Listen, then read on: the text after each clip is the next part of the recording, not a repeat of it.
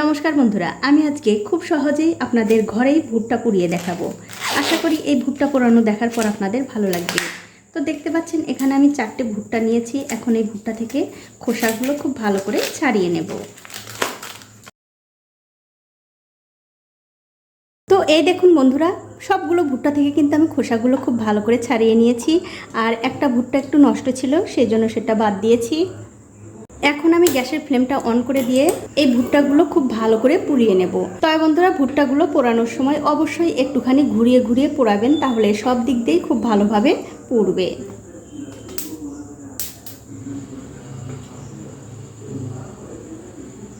আর আমার এই ছোট্ট চ্যানেলটি যারা সাবস্ক্রাইব করেছেন তাদেরকে অনেক ধন্যবাদ, আর যারা সাবস্ক্রাইব করেননি তাদেরকে সাবস্ক্রাইব করে নেওয়ার অনুরোধ রইল।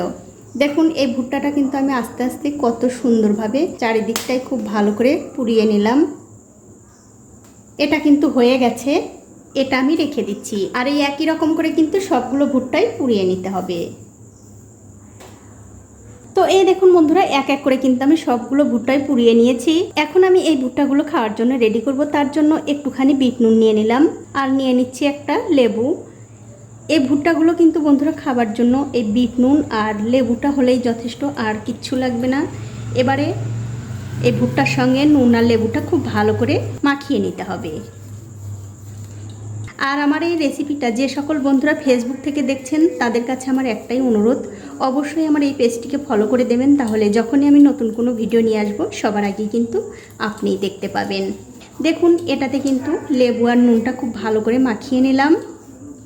এটা কিন্তু খাবার জন্য একদম রেডি হয়ে গেছে।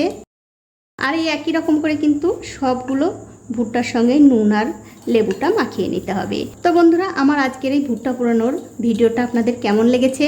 যদি ভালো লেগেই থাকে অবশ্যই একটা লাইক, কমেন্ট আর শেয়ার করতে ভুলবেন না। আজ এই পর্যন্তই, দেখা হবে অন্য কোনো নতুন ভিডিও নিয়ে।